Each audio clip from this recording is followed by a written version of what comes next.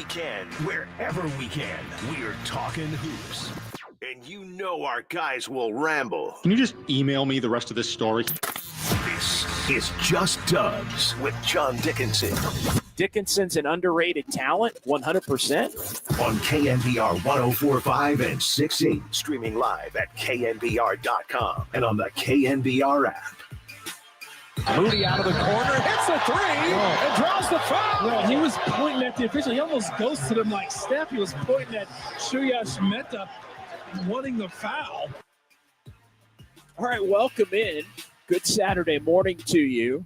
A little bit of a late start here for Just Dubs with John Dickinson here on KNBR, the sports leader. 808 KNBR, 415-808-5627. Truncated edition of the show because we got Giants baseball. That's right. Spring training Cactus League action is coming your way here in the 11 o'clock hour, and the game coming up at the top of the 12 o'clock hour. So we got you covered as far as the Giants all day here on KNBR. But talking some dubs here as the Warriors begin the home stretch of their schedule last night in Sacramento, and the Warriors continue to win with Jimmy Butler on the squad. Now 4-1 in the 5 games that Jimmy Butler has played. The Jimmy Butler effect in full effect for the Warriors here as they look to try and get back into the race and push forward in the Western Conference standings. Last night beginning play at 10th in the West, and they finished the night by virtue of their win in Sacramento, moving up to 9th and passing the Kings. I think a building block type of a win for the Warriors, and the type of a win, and this is kind of what I wanted to get into here for the hour, and we can do it via the phone lines, 808 KNBR, 415-808-5627 if you want to give me a call, or shoot me a text at that same number. The Golden State Lumber and Building Materials text line is open, and we appreciate, as always, everybody watching on YouTube and Twitch as folks file in. Quick turnaround after the game in Sacramento last night, and the games to come here rapid fire for the Warriors moving forward with Dallas and Charlotte tomorrow and Tuesday. And then you look at the long road trip to come with 5 more away from home coming for the Warriors. But one of the things I wanted to get into on this show is when you look at these first 5 games and the 4 wins that the Warriors have and how things have looked at this point with Jimmy Butler in the fold, you kind of find yourself, and a few people did this last night on Dubs OT, but you find yourself daydreaming a little bit as it relates to just how far the Warriors can take this thing this season. And again, this team's still 9th in the West as you look at the standings at the close of business last night. They're a game up on Sacramento now. They're in the mix for the 6th seed still, which is their stated goal. 2.5 back of that. They're a game and a half back at Dallas and Minnesota, currently 7th and 8th. And we've laid out over the last couple of weeks the importance of each level of being able to move up. And if you can get out of that 9-10, that means you at least get 2 chances in the play-in tournament to try and move up and advance to a first-round series. But with the way this thing has looked, I think the debate shifts, and we'll get into all of the different ways that the Jimmy Butler effect has been in full effect, because it was again last night.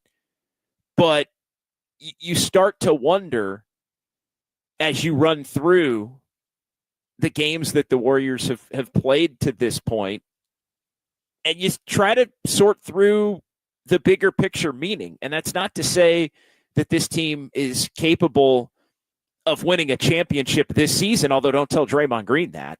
Don't tell Draymond Green that, because he raised the stakes at All-Star Weekend, I think, above and beyond what anybody could have realistically imagined. But I think that's a statement in and of itself as to how good the Warriors internally are feeling about the change in energy, and not only the change in energy, but the change on the court that Jimmy Butler has helped to provide. And, you know, you also go back to the reluctance that was in play and the disappointment and heartbreak in some ways on the night of the trade, because the Warriors were moving on from a player that was so beloved, although up and down player, the peak of his powers, obviously, in 2022 in that playoff series. But trading somebody like Andrew Wiggins was felt in the Warriors locker room, was felt in the Warriors coaching room. But make no mistake, I mean, it took 2 games, the second half of the game in Chicago 2 weeks ago today, for everybody to look around and just say, hey, this feels a little bit different. Like, this just looks different. This feels different. This is a different type of a setup. And so I think when you look at it, you know, that's what's led to Draymond making some of the comments that Draymond made. And I think what's interesting about it is this reluctance that was in play. The Warriors, and I think this is so much why there was inaction. The Warriors were searching for the perfect move. They were searching for the no-brainer. They were searching to not give up too much, but bring back an impactful type of a player. And I think the Warriors, as we discussed a lot, were not fully comfortable being uncomfortable. And they knew that if they wanted to be uncomfortable, that was they had to be pretty damn sure that it was going to work out in their favor. But they make the move. They wind up not giving up a lot because Jimmy Butler in some ways had tanked his value given the way things played out in Miami. The Warriors took advantage of some league-wide circumstances that were in play as it related to Bradley Beal and the Suns' inability to get Jimmy Butler away from the Heat. Regardless of all that, there's this reluctance. Is Jimmy going to come in and be too much of an alpha for the Warriors? Is Jimmy going to come in and be too ball dominant for the Warriors? Is Jimmy going to come in and just, you know, completely upset the energy that the Warriors used to build 4 championships in the last decade? The reality is the Warriors are no longer good enough to really care about those things above the infusion of talent that Jimmy Butler would bring into the equation. So there was reluctance, and there was the Warriors not comfortable being uncomfortable. But now we're 2 weeks into this thing, and Jimmy Butler shows up, and it's fascinating now, even 2 weeks, to look back. And we'll get into each individual game. And do the Warriors really have a signature win among all of these victories? I mean, a lot of these teams that the Warriors have played are flawed. I mean, the Bulls stink. The Bucks didn't have Giannis. The Rockets are a team that the Warriors have played very well against in their prior iteration. So that was an extension, building the big lead in Houston and then hanging on. Like, we've seen the Warriors do that against the Rockets earlier this year. Hell, the Warriors beat the Rockets twice without Steph. So that, I mean, the Rockets are a team that the Warriors just kind of own for the most part.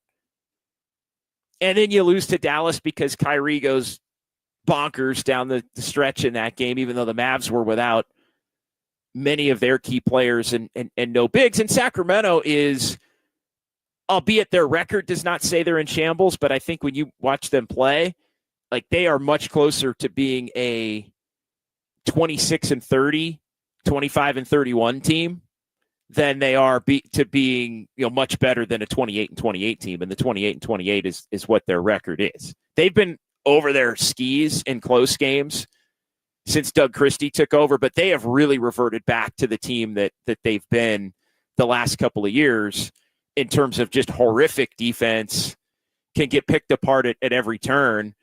And I'll say this, and we discussed it a little bit last night on Dubs OT, was the you know, forget about what the Kings did with the Aaron Fox, but the Warriors just not having to deal with the Aaron Fox from an individual matchup standpoint makes the Kings matchup. It's crazy. You go back a month ago today, and the Warriors are playing in Sacramento, and the Warriors are shorthanded, and De'Aaron Fox is playing for Sacramento, and the Warriors just looked overmatched in that game from a talent standpoint.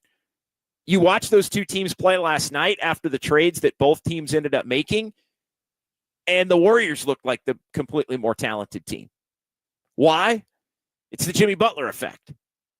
Jimmy Butler shows up, and I saw the note from Atco Pest Control in the comments, not impressed until they beat somebody really good. Well, we'll see. You can only play the games that are in front of you on the schedule, and the Warriors are going to play shorthanded Dallas. They're going to play horrible Charlotte, and then they're going to go on the road, and they're going to play some teams that have been banged up and or disappointments or both, at least in the first two games in Orlando and Philadelphia. A couple teams that the Warriors were able to beat in their prior iteration in the lead up to the trade deadline. The bottom line, though, is you need those games, you need those wins. But you look at the Jimmy Butler effect, and to this point, I don't think it matters who they've beaten because they've won 4 out of 5. It's just fascinating to me to look back at the reluctance, but then Jimmy shows up, and immediately Steve Kerr, wow, this guy's unselfish. Wow, this guy's super high IQ. He really might be a better fit. Hey, you know what? Miami actually runs a lot of the same stuff we run. And he may look a little less like an isolation player because he is such an unselfish, willing passer, and he's going to fit in more quickly because the systems are relatively similar. And, oh, by the way, now he's going to be playing with Steph Curry. But it fascinates me as we start to look at how far can the Warriors maybe take this thing. And we got to let it play out, and we got to let it roll, and we got to see. The schedule is, for the most part, favorable for the Warriors between now and the end of the season. But all of a sudden, Steve Kerr, who maybe initially was the least bought in, is comparing him to one of his all-time favorite Warrior players in Andre Iguodala, like within 24 hours of meeting the guy. All of a sudden, Draymond is so amped, he's predicting the Warriors can win a championship this season.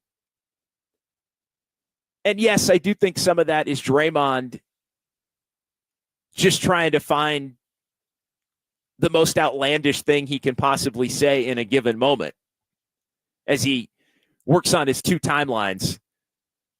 Draymond's got his own personal 2 timeline thing going.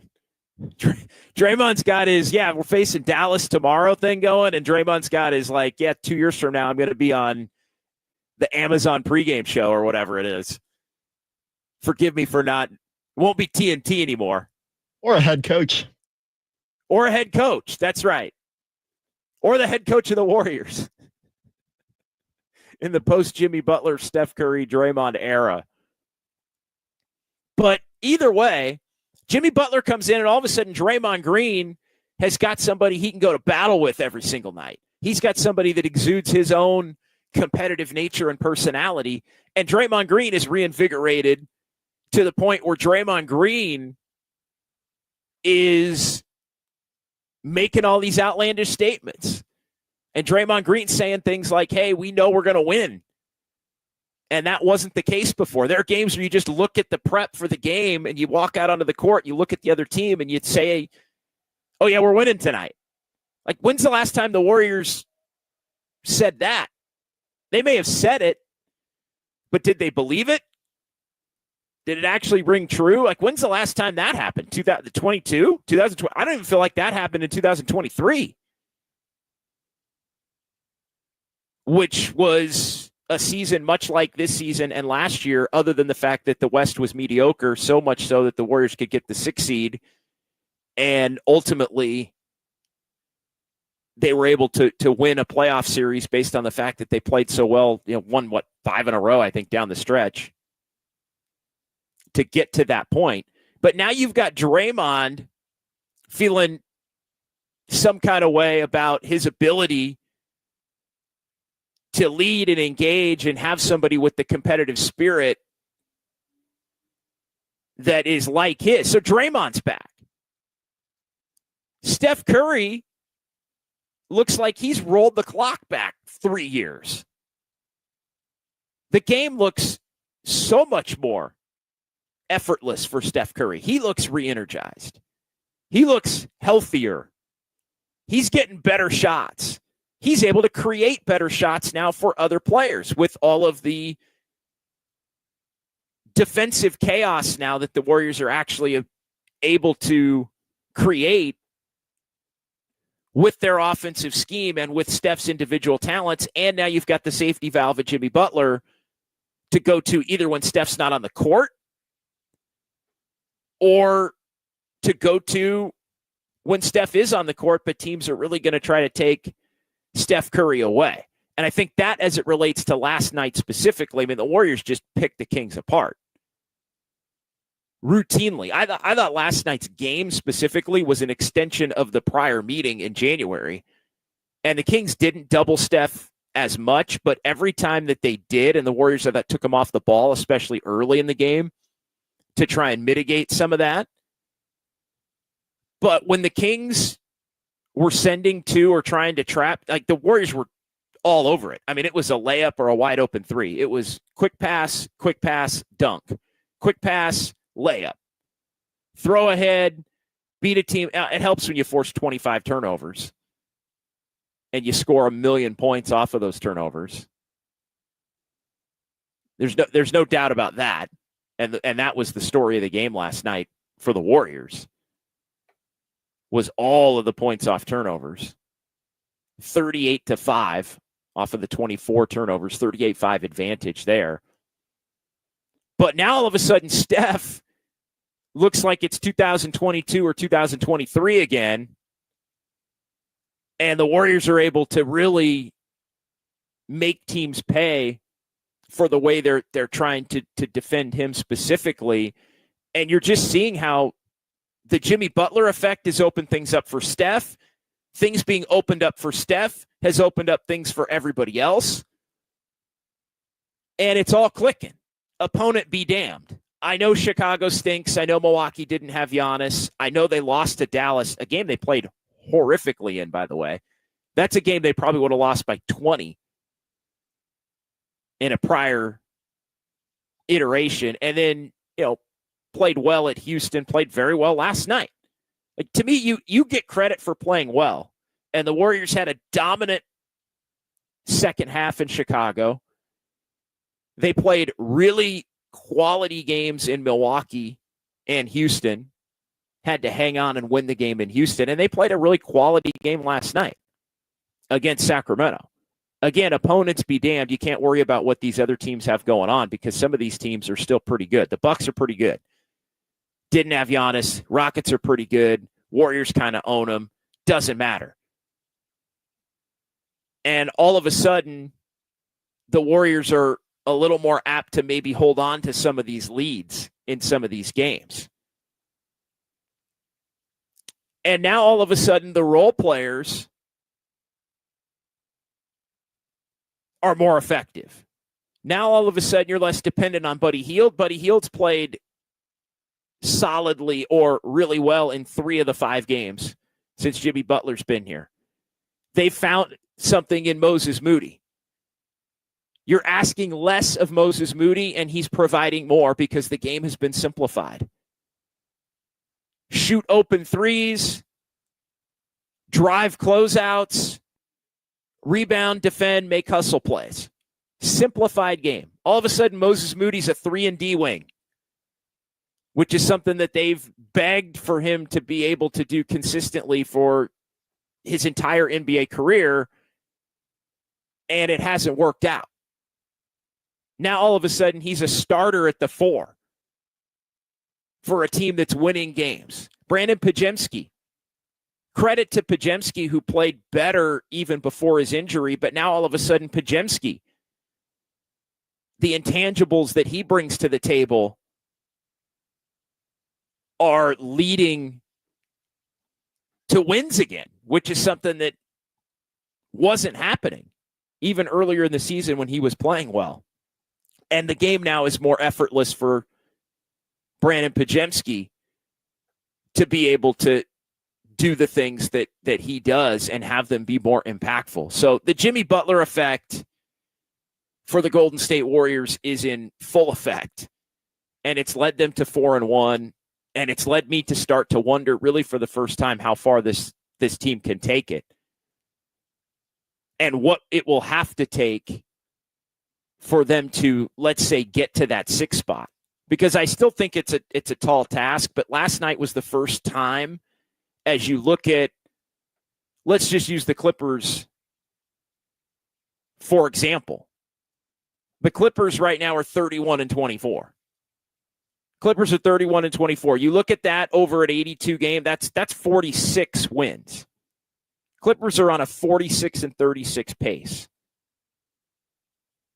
Can the Warriors go 17-9 between now and the end of the year?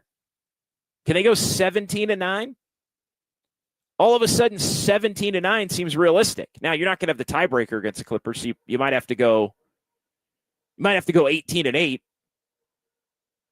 if the Clippers stay at the same pace, because you're going to have to beat them out by a game because you've already lost 3 head-to-head. But that feels much more attainable. And then it becomes a scenario, as we've gotten into, is there a playoff matchup? And again, we're going to have plenty of time to get into this over the next 2 months, but is there a playoff matchup where you feel like the Warriors can't compete? They kind of have Oklahoma City's number. Nobody would fear Memphis. We've just talked about how much they own Houston. I mean, the one team really is Denver, and Denver's playing a lot better. And Denver still has Jokic. And Denver currently sitting at 3rd, but Denver looks like they're primed to get all the way up to 2nd. So you get to 6th, and Denver winds up 2nd.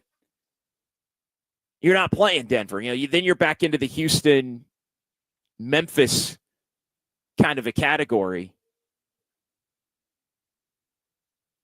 And and Denver has won 9 in a row, by the way. And the Warriors have not beaten Denver still since they eliminated them in the 2022 playoffs, before they came back and had their championship season and all of that. So I think last night, would the Warriors come out, take the game seriously? They did. Would they handle business? They did. And now I think it affords a little bit of an opportunity for the first time, if you're a Warrior fan, to daydream a little bit about not necessarily winning a title, but being able to have a fun final 26 games, plus maybe a play-in, plus maybe a playoff series where they give a team some hell, and then the full belief next year. Because that's what this whole thing, I think, was really truly set up for. It was twofold. It was set up to save this year and make it watchable and make it entertaining and make it worthwhile and make it not what we were seeing on a nightly basis here as this team got into January and the early part of February, the lead up to the deadline: win one, lose one, lose one, win one, lose one, blow a lead. Have Steph look 5 years older than he actually is. Now he looks 3 years younger than he actually is. Like, it was not good. Save this season. Salvage this season was the first thing.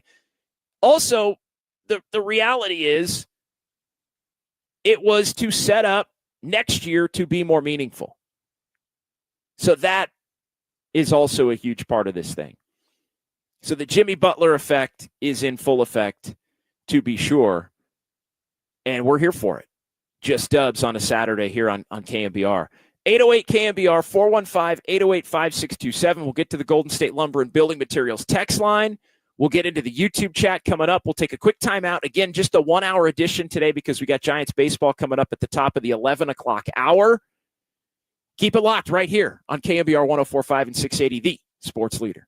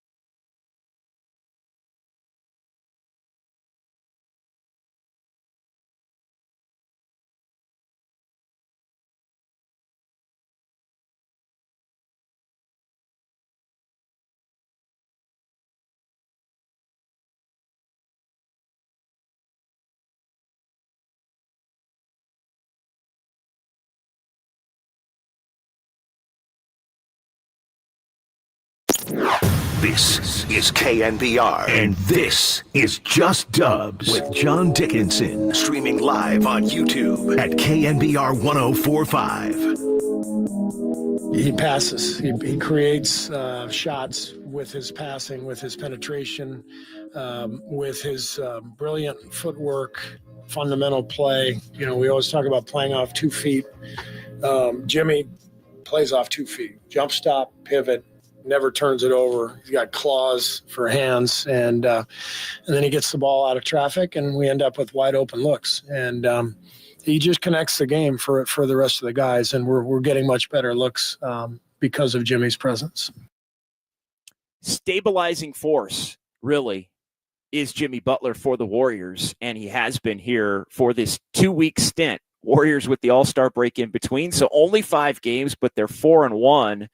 And I think the way that they've played, maybe not each individual result, but they've had flashes in every one of these games where they've looked like a team that can reach a completely different level than any of the teams that we've seen the Warriors have here this season, last season, and maybe even 2 years ago, with the exception of the end of the season and the playoff run where they were able to beat Sacramento and the Lakers. We're back here. Just Dubs with JD, John Dickinson. Obviously, the Lakers did eliminate them in that series, but it was a 6-game series here on KNBR. 808 KNBR 415-808-5627. We've got Kyle Haar and Raf Corral in our San Francisco studios, and we've got Giants baseball coming up at the top of the 11 o'clock hour as spring training is back. Cactus League action coming up here on the Sports Leader, so we look forward to that. And also tomorrow, we will have a Dubs OT special edition from Harmonic Brewing. It's a YouTube and Twitch only streaming edition after the Warriors take on the Dallas Mavericks. The Andre Iguodala jersey retirement is tomorrow, and Jimmy Butler's first game at Chase Center is tomorrow as a member of the Golden State Warriors. So it's a busy day. It's an afternoon game. Going to be a lot of eyeballs on the city. Going to be a lot of eyeballs on the new look Warriors and what they have the potential to become here. And it has all flipped. The energy, the expectation, the vibe, the actual play on the court. I mean, the Warriors dug in defensively last night at a level like that. That's been the other aspect of this thing that's been, I think, completely different from earlier on. You know, this team they're forcing more turnovers now. They're getting in the passing lanes. They're getting some easy buckets off of their defense, which is taking a little bit of the pressure off of the offense. The offense is got the safety valve, better equipped, all these things. Jimmy Butler makes the simple play, doesn't turn it over, which is something that's massively important because the Warriors have so many turnover-prone players. Even when they're playing well, they have turnover-prone players as their best players. But Jimmy stabilizes that. But the Warriors also, I think, have found another gear defensively that they can flip a switch and get to that can lead to offense going the other way. And I think you've seen stretches of all of these games over the last 2 weeks where the Warriors have been able to really put the clamp down. And I thought last night against a Sacramento team that still has been able to put up big-time point totals even after the De'Aaron Fox trade, maybe not quite as efficiently as they were doing it pre-trade, but the Warriors were able to really physically slow them down and force turnovers. I think some of it was that post-All-Star break first game. I think a team can look a little disconnected. A lot of teams with different moving parts, but guess what? The Warriors did not look like a disconnected team.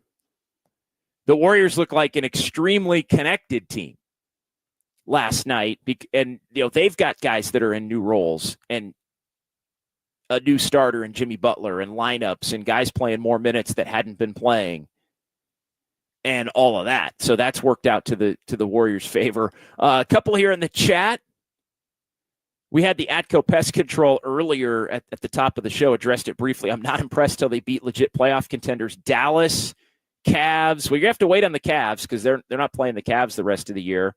They did obviously beat the Celtics. They're not playing the Celtics the rest of the year either. They've got one more game against the Lakers in April, and they've got a game against the Mavs, one more tomorrow. And then that's it for Dallas, and you're not going to face the premium version of the Mavs. I mean, does the premium version of the Mavs even exist anymore without Luka? I mean, that was the team that went to the finals last year. I mean, the Mavs aren't going to the finals. Tomorrow I think becomes a game where you got to win. The Mavs have been able to cobble together 3 victories in a row here surrounding the All-Star break, and to me, tomorrow is a game the Warriors have to like that. I don't think Dallas is the litmus test that a lot of people think in terms of where the Warriors stack up. And then, you're done with the Cavs. I mean, to me, you're done with OKC, right? Except for, they're done with OKC. They took 2 out of 3, only 3 head-to-head matchups. I mean, to me, what it boils down to, you just got to ride it out. And you may not. I mean, they're done with OKC. They've got 1 more against Houston. They got 2 more against Denver. All of those Houston and Denver games are at Chase Center, by the way. They've got another game in Memphis still to come, so that'll be, I guess, somewhat of a test as you just look at the standings. 1 at Memphis, 2 at home against Denver, 1 at home against the Rockets. They've got 1 in LA against the Lakers. The Clippers are the final game of the season at Chase Center. So a lot of these games against a lot of these teams are home games. They're done with Minnesota. 1 home game against Dallas. 1 home game now against Sacramento. They've got 1 road game against Phoenix. Those are the top 10 teams other than the Warriors, all teams that they're battling with. They do go to New York and play the Knicks twice. That has the potential, I guess, to be a test. Milwaukee still comes to Chase in March. So Giannis, about a month from now, back for that one. We'll see how that works out. And then nobody else is really among the teams that are at the top. So there are going to be some tests, but I don't know that there's going to be a huge test. And sketch etch, they did beat OKC twice, and the Celtics and the Mavs. But again, I think Atco would say, well, that was a different team. But no question, they won the season series against OKC. As part of the 12-3 start, they beat the Celtics in Boston. Jaylen Brown didn't play. Chet Holmgren got hurt. Well, it doesn't matter. OKC hasn't had Chet Holmgren basically for the entire year. And the Warriors have beaten them more than any other team other than the Dallas Luka Kyrie squads that don't exist anymore. So I think if the Warriors end up playing OKC is going to be terrified. Doesn't mean the Thunder won't win, but you imagine being OKC and being the 1 seed and feeling like this is your best and most complete team in a decade, maybe longer. And here are the Warriors coming to knock you out maybe as the 8 in the first round of the playoffs with Jimmy freaking Butler. Like that would not. Yeah, Kyle, you can roll that, Kyle. You can roll it, Kyle. I know you want to. Kyle's like looking for one of the all-time favorite, one of the classics. EB here. Warriors are in the mix. Who could ask for anything more? That I think is that's all it is. Go ahead, Kyle. Jimmy freaking Butler puts it in. Yeah, Kevin, that just hits different now, doesn't it? Harlan's the best. But, Warriors are in the mix. That's all anybody could ask. There's 26 games to go, and they all feel meaningful. And I think that the last 26 games before the trade, about half of them or more felt meaningless. And I can't imagine.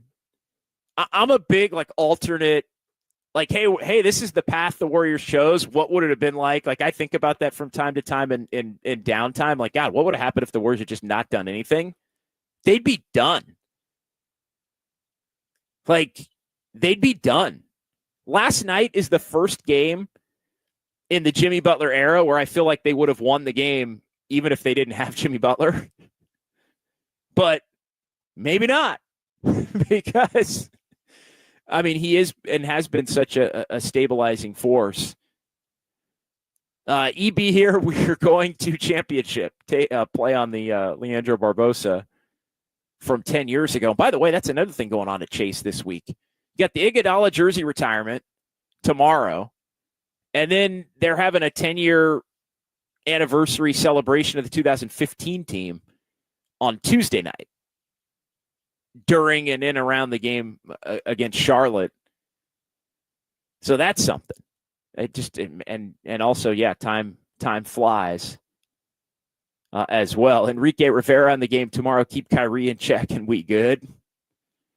Enrique also adding, Dubs played some good basketball. Yeah, they did last night. Enrique, Buddy just needed a new hairstyle. Yeah, Buddy played well both games in Sacramento. He played well the last game there, even though the Warriors didn't have enough to prevail in that one.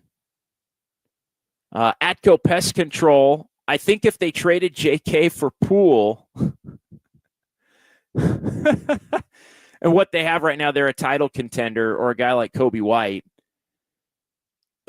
I forget about JK for Poole, but it is going to be interesting to see how Kuminga fits into the equation. It really is. And I think with every win, it actually gets easier to fit Jonathan Kuminga back into the equation. And we'll see. It sounds like he's still maybe a couple of games away from being able to come back.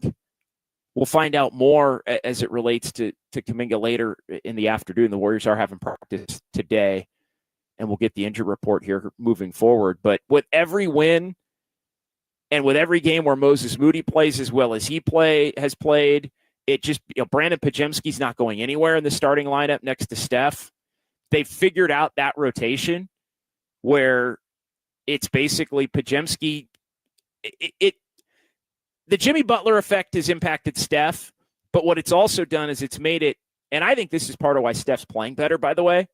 He's playing longer stretches. It's one rest a half. Like, the rotation has gone back to close to the old rotation. Like, this whole, he plays 6, he doesn't play 6, he plays 4, he doesn't play 4, he plays 4. That was not working. Like, it is not coincidence that Steph played some of his worst basketball of the season when that was his rotation. Now he's back to playing 9, resting for 6, playing 7 or 8.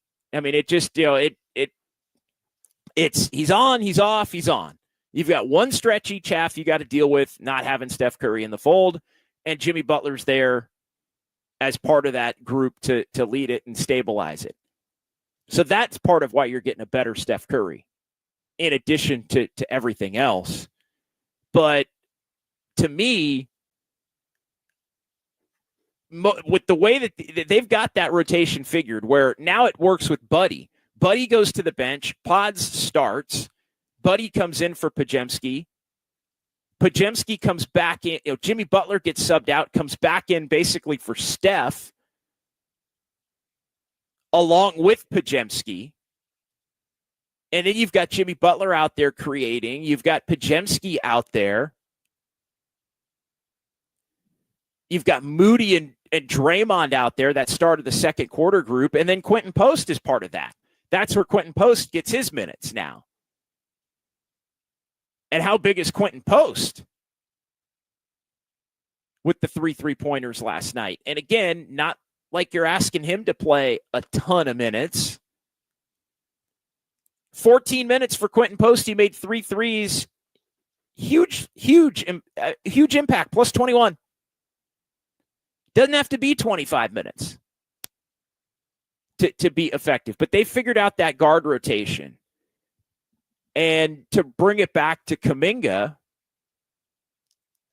as Atco Pest Control was he's either going to fit in and help, or they're going to have to take a look at potentially moving him in the offseason.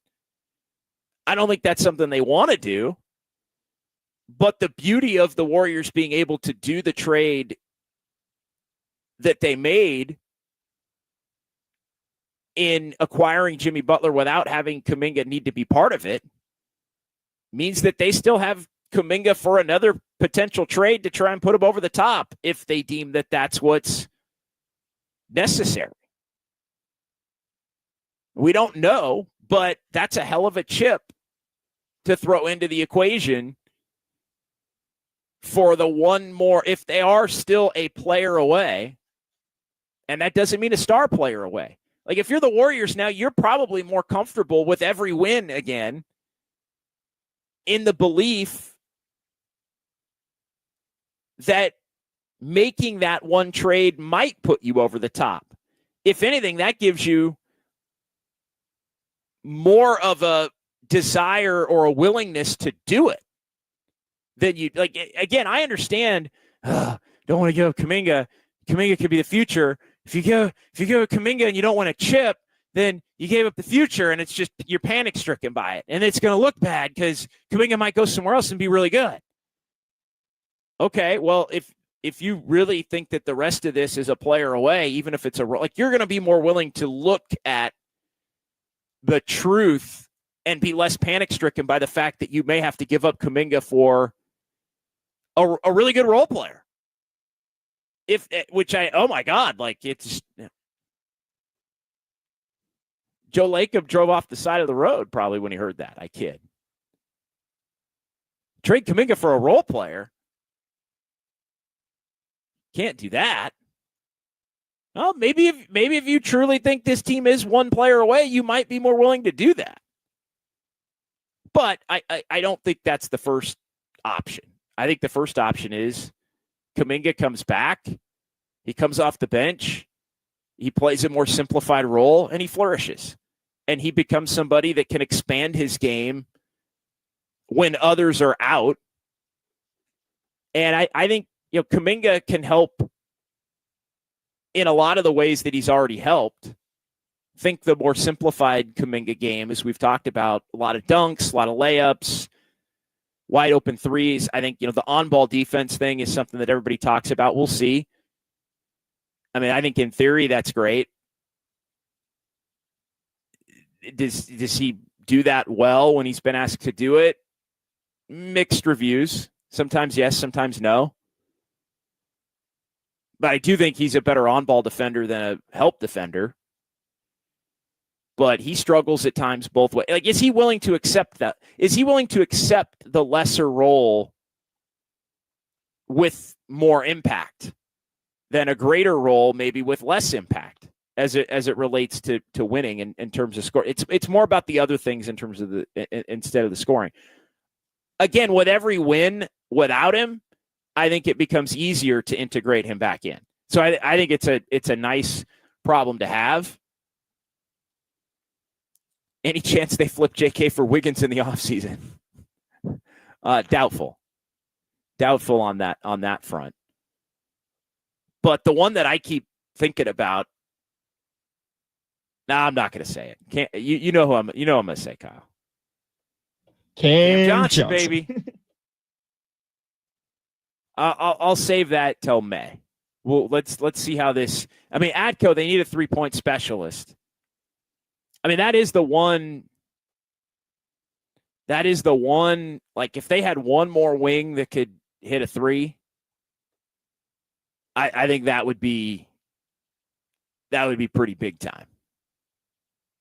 Joke's on you, JD. Kuminga in a sign and trade for a Bobby Portis type plus draft capital.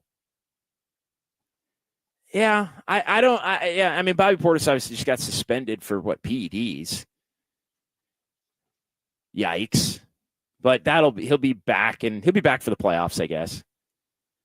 It looks like. Kyle, when do we have to get out here? I know I took one break, so we're probably pretty close to the end here. Yeah, 56:30. Okay, let's see. All right, so we got a couple of more minutes here.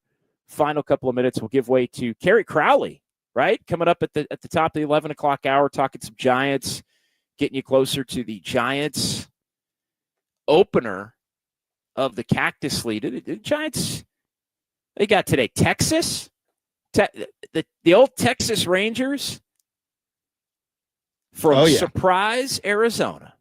You ever been a surprise, Kyle? No, I haven't been to Arizona, but I've heard good things. Been to Arizona? No, I want to. They have good golf. Yeah, they have good a lot of things. Oh yeah, Arizona's a good time. Arizona's a very good time. I would definitely recommend. Yeah, plan a golf trip, plan a little spring training trip, do some hiking, do some swimming. Get great restaurants, nightlife.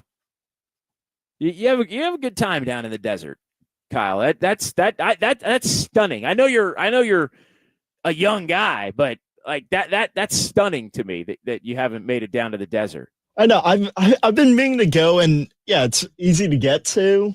I have a lot of buddies that play golf. It's one of those things where the trip hasn't made it out of the group chat. Okay, well, make it happen. Make it happen. That would be put that on the 2025 Kyle Haar to-do list. Final couple of minutes here. Just Dubs with JD again, resetting everything. Tomorrow we'll be on right after the Warriors and the Mavs on YouTube and Twitch only, but we're going to be on late for a lot of our regulars. We're going to be on after the Iguodala ceremony. So we're going to take that in from Chase tomorrow and then head over to Harmonic. Greg Silver's going to join me, and then we'll be on YouTube and Twitch pretty quick after the Iguodala retirement ceremony. I think there's like a 5-minute gap in between where they're going to get everything set up, and I think it's going to be cool that they're doing it after the game. And I would imagine maybe a little Klay Thompson appearance at that thing with the Mavs in town, even though he's playing for the other team, and the first of many to see their number going up into the rafters among this Warriors championship core. Andis Brown was chiming in that the Kings defense was lost. Yeah, they were awful. The Warriors knew what was coming in terms of the doubles, and the Warriors, it really goes back to the last game. The Warriors picked them apart in the last game a month ago, but the Kings were able to speed the game up enough to where the Warriors had some unforced turnovers, and there was much less of that. They cut that out last night. It's funny, I asked Steve about it pregame, about the fact that they really did have a good game plan the last time against the Kings doubles. And the Kings, I think, are less connected now than they were defensively a month ago. A little bit of a different team. They've made, 3 different trades since then. But, yeah, they were definitely lost last night. And, yeah, bad habits, bad effort. I mean, hey, Zach LaVine, man, you know where I stand. I would have gone and got Zach LaVine, but I would not have given up anything of consequence for Zach LaVine. I would not have given up Wiggins for him. I mean, think about Zach LaVine is not a winning player at all, and he's definitely not a number 2 option. And he also, on a night in, night out basis, makes a lot of losing plays. Like, he's got a little Buddy Hield to him. Like, he doesn't maybe do it with the same personality, but he makes a lot of losing plays. And again, we talked about it at the deadline. You don't want to be the Bulls. You don't want to be the Bulls, Kyle. Well, guess who decided they did want to be the Bulls?